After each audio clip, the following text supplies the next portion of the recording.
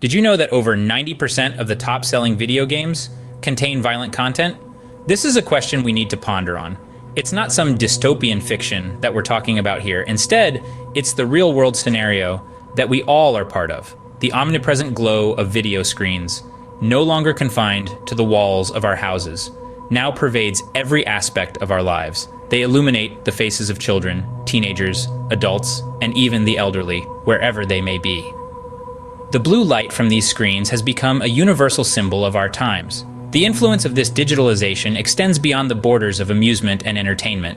It is not just a source of fun or a means to pass the time.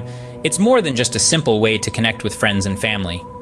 This is a new world that we are living in that has been digitalized, gamified, and unfortunately, excessively brutalized. The video screens do more than merely light up faces. They expose those who gaze at them to a myriad of situations and experiences that may not be suitable for their stage in life. Among these, the most troubling is the exposure to violent scenarios. We are talking about digital scenes of warfare, crime, and aggression. Scenes that are far removed from the innocence that should be reserved for the young. With the relentless ascension of the gaming industry, the minds and hearts of our young ones are being significantly impacted. It's not just a fleeting interest or a passing fad. It's an addiction that grips them, refusing to let go. The impact of this digital immersion is so profound that it transforms their perception of reality. Their world starts revolving around this digital universe. They get so engrossed in the virtual world that the lines between reality and fiction begin to blur. These games have now become as routine as playgrounds and storybooks used to be. They have replaced the physical activities that were once an integral part of childhood. The children of this era are more likely to be found hunched over a screen, navigating through violent scenes, than playing in a park or reading a book. This shift in lifestyle is alarming. The constant exposure to violent content is not just affecting their behavior, but is also shaping their personality. This digital creating a generation that is desensitized to violence, a generation that sees aggression as a normal part of life. This is the world we are living in, a world where video games are no longer just games, but an integral part of life. This is not just a change in the entertainment industry, but a change in our society, our values, and our future generations. Yes, that's right.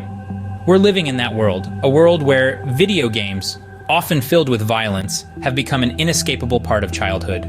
But with this popularity comes a heated debate. The rise of video gaming, a phenomenon which has transcended age, nationality, and gender, has not been without its share of controversy. As this form of entertainment becomes more and more pervasive, it's progressively attracting the attention of psychologists, sociologists, educators, and even parents who are growing concerned about the potential impact these games might have on the behavior of young players. Their apprehensions are not unfounded. After all, the realm of video gaming can be incredibly immersive, often blurring the lines between reality and virtuality.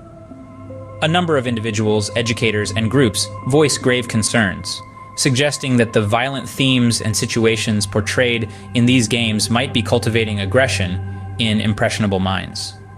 They argue that the very nature of these games not only provides a platform for violent expression, but may also normalize such behavior. This normalization could lead to the desensitization of our youngest generation to real-world violence, increasing the risk of them engaging in aggressive behavior themselves. The potential implications are alarming, leading many to call for further scrutiny into the matter. These concerns have sparked a flurry of research, with experts from various fields delving into the depths of this complex issue. Psychologists, sociologists, neuroscientists, pediatricians, and child development experts are all bringing their unique perspectives to the table, hoping to shed some light on this ongoing debate. They to understand whether there truly is a correlation between the violent scenarios depicted in the virtual battlegrounds of these games and the playgrounds where children spend their free time.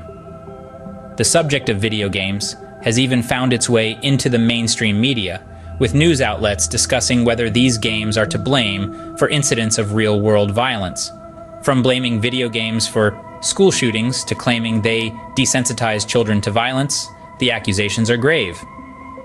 They has grown to such an extent that it has become a public spectacle, with everyone from parents to politicians weighing in with their opinions. Meanwhile, the gaming industry and its supporters are not sitting idle. They argue that video games are a form of creative expression and should not be demonized. They are also quick to point out that millions of people play these games without engaging in violent behavior, suggesting that other factors might be at play. As this debate rages on, it's evident that the stakes are high. The effects of this controversy could have far-reaching implications, affecting not only the gaming industry, but also how we understand and address issues related to aggression and violence in children. It is a matter of interest and importance, and the world watches with bated breath as we continue to unravel this intricate conundrum.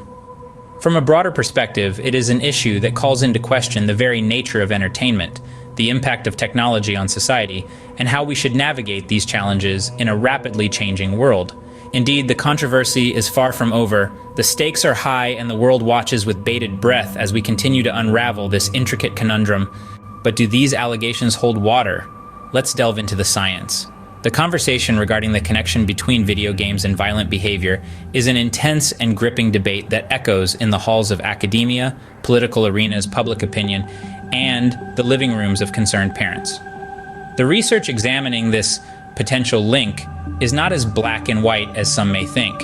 It's a broad spectrum of shades of gray. It's a complex puzzle that researchers have grappled with for decades, ever since video games became a staple of youth culture. Numerous studies have been conducted in this field, with varying and often conflicting results. A considerable body of research showcases a wide range of outcomes and interpretations. Some findings suggest a potential link between violent video games and aggressive behavior. For instance, one study reported increased aggression in teenagers after playing violent games. This research proposed that exposure to violent gaming content might stimulate aggressive behavior or thoughts. The teenage group that was subjected to violent games showed a surge in hostile behavior compared to the control group that played nonviolent games. However, it's crucial to dig deeper into these studies. What kind of games were played? How was aggression measured? How long were players exposed to the games? These questions and more factors to consider when examining such studies. On the flip side, a host of other studies refute these claims, adding another layer of complexity to the issue. For instance, research looking at crime rates in relation to the popularity of violent video games found no direct correlation. This study analyzed crime data and video game sales over a specific period and found that as the popularity of violent video games rose, crime rates did not correspondingly increase. If violent video games were truly a significant factor contributing to violent behavior, wouldn't we expect to see a rise in crime rates concurrent with the popularity of such games? Another study suggested that video games might serve as a safe outlet for aggressive tendencies, rather than fostering them. This is the theory of catharsis, where by engaging in virtual violence, players might vent their aggressive energies in a harmless context, leaving them less likely to engage real-world aggression. This theory, while contentious, adds another dimension to the conversation. The realm of scientific research is a vast, complex landscape, and these studies represent only a fraction ongoing exploration into this issue. There are countless variables at play, from the type of games and duration of play to individual player characteristics and their real-life environments. Every study has its limitations, and it's essential to consider these when interpreting the findings. This debate extends beyond the realm of academia. It has real-world implications, shaping policies and influencing public. It fuels discussions on the regulation of video games, their rating systems, and even the design of games themselves. The stakes are high, with the well-being of countless children and teenagers hanging in the balance. As we can see, the evidence is mixed, and the question remains, are video games turning our children into killers, or is this just another moral panic? In the end, the truth might be more complex than we think. We've dived deep, exploring myriad views, from adamant believers of video games' detrimental effects on children's conduct to those who dismiss such notions. This issue's complexity is highlighted by the diversity in studies, signaling the need for further exploration. The discourse is ongoing, with strong arguments from both sides. It underlines the need for further understanding, additional research, and continued dialogue around the topic. While the argument persists, one thing is clear. We need more understanding, more research, and more conversation around this issue. If today's discussion sparked a new thought or challenged your existing views, don't let the conversation end here. Hit that subscribe button and ring the bell to join our community of thinkers and explorers. Until next time, thanks for watching, and I'll see you in the next video.